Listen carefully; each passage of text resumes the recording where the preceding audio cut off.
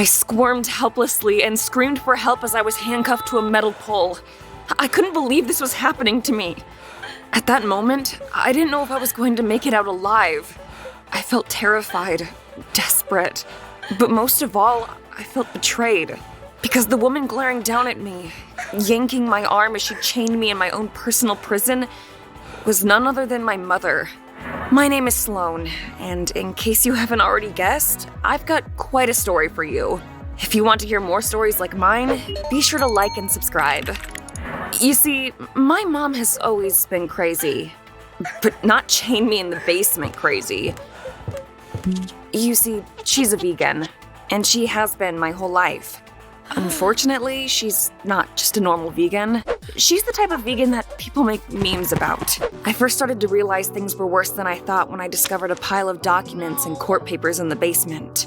The papers said that I had been taken into Child Protective Services when I was just a baby because my mom refused to feed me anything but soy milk, which doesn't provide enough nutrition. I was shocked.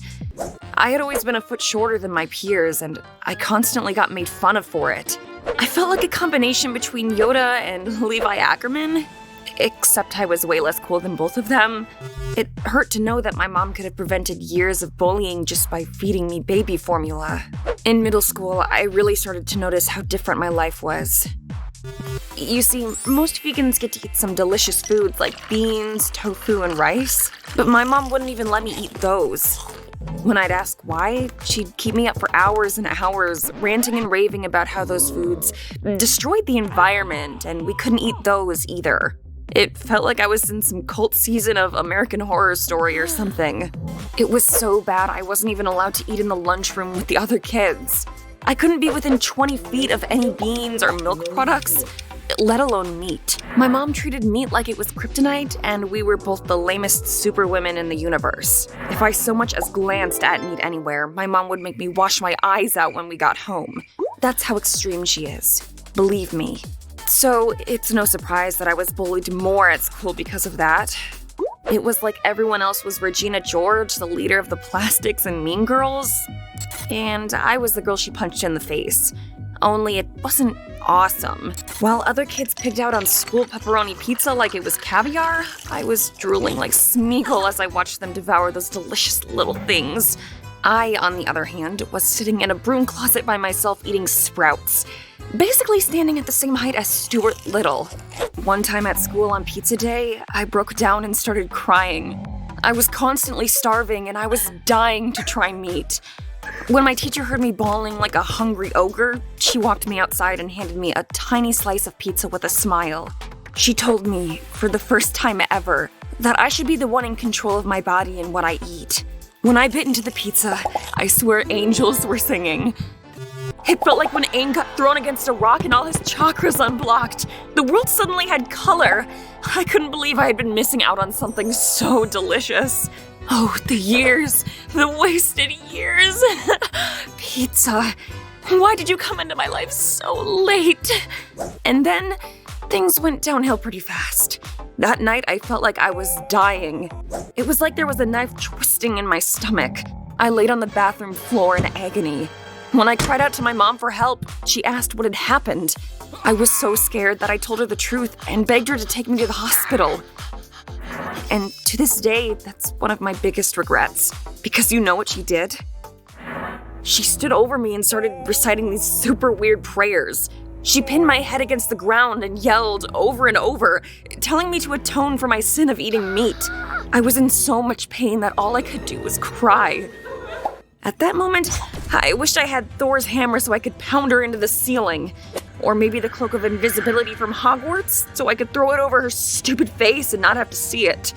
That lasted for hours. When she was done, I begged her yet again to take me to the hospital because I was so hungry and my stomach hurts. But she refused. She told me that this is what I got for eating an animal product. She said the pain was the sin leaving my body. Yeah, at that moment, I wanted to leave my body too. When I heard her bedroom door close, I knew I needed to go get help. I couldn't even walk, so I had to crawl out of the house. I dragged myself across the lawn and towards the street, hoping that anybody would help me.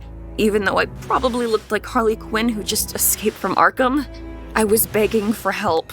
People didn't pay attention to me and acted like I was the first victim of a zombie epidemic or something. My heart was racing.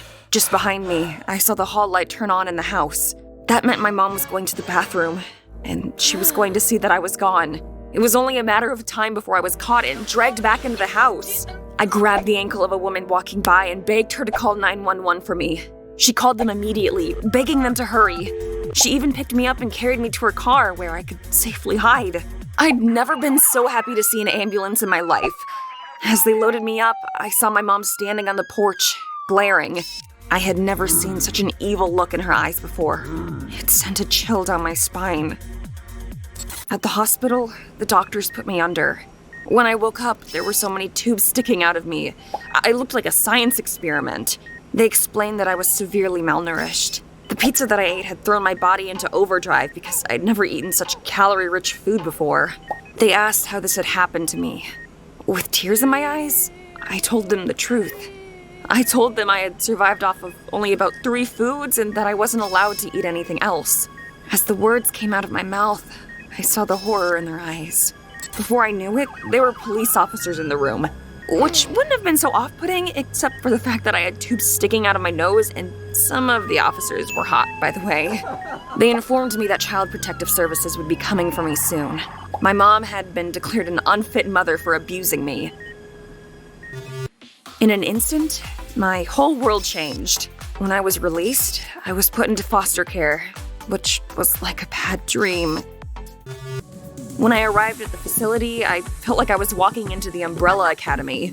The building was made of cold stone, and everyone inside looked like they belonged in a Tim Burton movie. That night, I had chicken Alfredo pasta for the first time. Then I got to experience chicken nuggets. I seriously don't understand how there aren't cults dedicated to chicken nuggets. I mean, have you tasted them? I was loving my new life of eating whatever I wanted. Until I got a letter from my mom in the mail. She had been put in prison for abusing me, yet she wrote letters to me, acting like it was my fault. She told me if she got out and found out I had been eating meat, she would die of sadness. She wrote things like, "Don't you remember how much I've done for you? Did you forget all those times we went on vacation? All those times I cared for you when you were sick?" I felt so guilty I wanted to cry. It seemed like every single day a new letter came. But I kept eating the food my foster parents made for me. I didn't have any other choice. I would read a letter telling me I was going to die an awful death.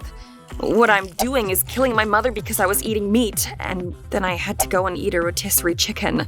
It was awful. Before I knew it, my mom was out of jail. She had to go through a few special programs, but soon I was allowed to see her. She had visitation rights, and because I was still underage, I didn't have a choice. She picked me up at the foster home one day and brought me to my childhood home to visit. The whole car ride, I felt like I was sitting beside a bomb that was ready to explode. And when we arrived, she calmly asked me to follow her down to the basement. Look, I know it sounds dumb to follow her into the basement, but it's not like she was some dude I met off Tinder. She was my mom. I didn't think she'd do anything crazy, like, chain me to a pipe down there or anything. When the door closed behind her, I knew I was in trouble. There was pure hatred and insanity in her eyes as she grabbed me and dragged me to the corner to chain me up. As she tightened the handcuffs, I thrashed and screamed. She sneered, "This is what you get for eating all those vile things. Now we need to detox you." Those words struck fear in me. I knew this wasn't going to be some Instagram influencer detox. Oh no. This was going to be bad. As she walked up the stairs, I screamed to her, saying that my foster mom would come for me. Mom only had visitation rights for a day. She couldn't possibly keep me. But my mom smiled. She told me she had paid my foster mom to lie to the social service people. I was going to be down here for however long my mom wanted. Every day in that cellar was a nightmare. I wasn't allowed to eat anything and was only given carrot juice to drink. 4 times a day, my mom would come downstairs and make me pray to her goddess. The things she was saying didn't make any sense, and I was terrified. I felt exhausted and so weak I could barely move. When I tearfully told my mom I was dying, she rolled her eyes and said, Your body is just sick from all that meat you ate. On about my 5th day in the cellar, I heard my mom leave. I knew it was my only chance to escape. I pulled with all my remaining strength and managed to get the handcuffs off of the pole. Walking up the stairs felt like climbing Mount Everest. I was so weak and winded that I was barely able to move. I needed help. But if I was going to move, I needed something to help sustain me. I hobbled to the kitchen and opened the fridge. At that point, even raw rutabaga would have tasted like filet mignon. But what I saw inside changed my life forever. Because in my mom's fridge, there actually was filet mignon. Filet mignon, salmon, chicken nuggets. My mom, she'd been eating meat. It felt like my world was collapsing all around me. Everything I knew was a lie. I needed to find out more, and I needed to know the truth now. I called the police from the home phone, begging them to hurry. I stuffed my face with chicken nuggets, Baby Yoda style, and with my newfound strength, I crept into my mom's office, hoping to find answers. Nothing could prepare me for what I found. There were hundreds and hundreds of scientific documents monitoring my every move. Documents that said it seemed the lack of nutrition was affecting my grades. Documents commenting on how the bullying was happening because of my height. Documents talking about my beliefs. There were entries every single day, like some kind of observation. It was only then that I reread the first page of the file and saw the word experiment. I knew my mom was a doctor, but to experiment on her own daughter? I couldn't understand it. But the more I dug, the more things started to make sense. In the worst way possible. I found a document from when I was just a baby. It said that my mother's medical license had been revoked. My whole life, I had thought she was a doctor, but in reality, she was far from it. It was like she was an evil scientist, the kind that Dr. Doofenshmirtz wouldn't even talk to. But the worst shock was yet to come. At the very bottom of the drawer, underneath a false bottom, there were news articles. News articles talking about how a newborn baby had been kidnapped out of a hospital 16 years ago. And that newborn baby was born a few days before my birthday. My heart started to race. I flipped through the pages and came face to face with an envelope. In the envelope, there were dozens of fake birth certificates, all with the same birth date. However, they were different races, different hair and eye colors, different weights and heights. When I saw those, I knew the truth immediately. The woman I thought was my mother had kidnapped me. In advance, she had gotten a ton of birth certificates made up so she'd have one that would match whatever child she managed to steal. I couldn't believe it. I was so shocked when the police arrived, I didn't even go to open the door for them. I told them everything. About her starving me, about the foster mom selling me, about my mother kidnapping me as a child. And after a few weeks, I learned that all of those things were true. My mother confessed in court and was sentenced to jail for the rest of her life. I was reunited with my birth mother, who ironically owns a barbecue restaurant. Over the past few months, I've been trying to connect with her and recover from my awful past. It's going to take some time to reconstruct my life, but I have no doubt I can do it. Did you like this story? Don't forget to like, comment, and subscribe to Dear Diary as we post new stories every week.